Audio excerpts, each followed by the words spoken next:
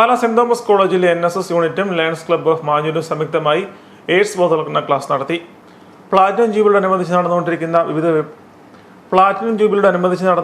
വിവിധ പരിപാടികളുടെ ഭാഗമായാണ് എയ്ഡ്സ് ബോധവൽക്കരണ ക്ലാസ് നടത്തിയത്. പരിപാടിയുടെ ഉദ്ഘാടനം മാഞ്ഞൂർ ലയൺസ് ക്ലബ്ബ് മുൻ പ്രസിഡന്റ് ജോമി മാത്യുവിന്റെ അധ്യക്ഷതയിൽ college principal doctor Siby James നിർവഹിച്ചു. Lions district 318 chief project coordinator Siby Mathew മുഖ്യപ്രഭാഷണം നടത്തി. NSS programme officer Robert Thomas, NSS volunteer Manova George എന്നിവർ ആശംസകൾ അർപ്പിച്ചു. Pala government hospital consultant pulmonologist doctor Shinoby Kurian AIDS ബോധവൽക്കരണ ക്ലാസ് നയിച്ചു. 10 to 19 years ആണ്. അപ്പോൾ നിങ്ങൾ പലരും അഡോളസെന്റ് ഏജ് കഴിഞ്ഞ് യൗവനത്തിലേക്ക് കാലെടുത്ത് വെച്ചവരോ യുവാക്കളോ യുവതികളോ ഒക്കെയാണ്. യൂത്ത് കോമൺലി പറയുന്ന അറൌണ്ട് 15 to 24 years ആണ് നമ്മൾ യൂത്ത് എന്ന് പറയുന്നത്. അപ്പൊ നമ്മുടെ യുവാക്കന്മാർ ഇന്നത്തെ സമൂഹത്തിൽ നേരിടുന്ന പ്രശ്നങ്ങൾ എന്തൊക്കെയാണ്? ഓരോന്നായിട്ടൊന്ന് പറഞ്ഞേ, നമുക്ക് അതിനെ ഡിസ്കസ് ചെയ്യാം.